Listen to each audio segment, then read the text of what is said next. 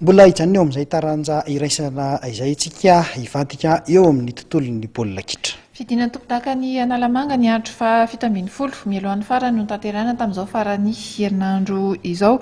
Ka tany Karion no nanaovana irery aloha anisan'ny voaka nasongadina ary ny fandresen'ny ekipan'ny IFC ny AS Adema tamin'ny roa ray tsy nampiovan'ny filarana vonjomaika hakabeny aloha nefa izay faharesen'ny AS Adema izay mivetina amin'any koa ireo vokatra hafa tao anatin'izay herinandro fa 17 izay.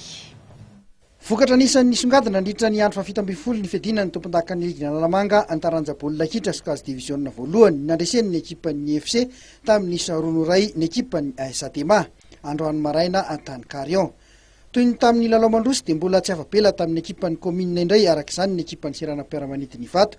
Vokatra izany dia nampiova ny lalina voalohany vonjomaika misy ny Adema. Mialohany kosa dia voatazo ny Unité d'FC ady sahala ray no ray ny ekipan'ny Atsesaya. Raha ho an'ny lalao natao andro ny asabotsy indray dia lomontsany ny ekipan'ny Kosfa miakanjo mavo tamin'ny isa mavesatra 7 ray ny ekipan'ny Ezami.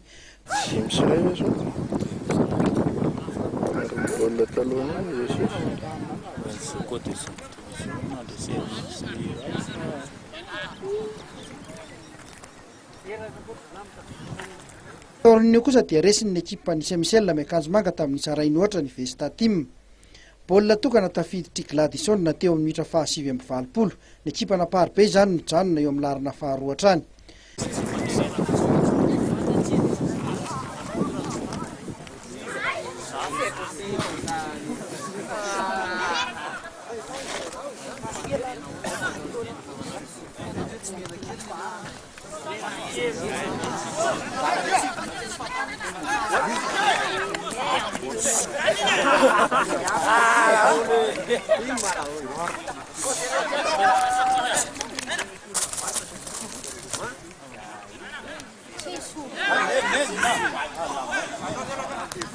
Ary farany dia nanamafy ny mahalarina fahaefatra ahafahany manao ny poule des as ny tana formation miakanjo manga rehefa nandavy ny ekipan'ny Kospienina tamin'ny 2-0. Raha ny fanazavany ny filohan'ny Ligue Analamanga dia ny 2 Jolay izao no anomboka ny poule des as ifandonan'ireo ekipa efatra voalohany ka ahafantarana ny tompon-dakana Analamanga amin'ity taona 2024 ity. Mialoha ny andro ny faran'ny faninanana dia efa fantatra ireo ekipa efatra hiatrika izany dia ny AS Adema, ny Saint-Michel, ny IFC ary ny Tana Formation.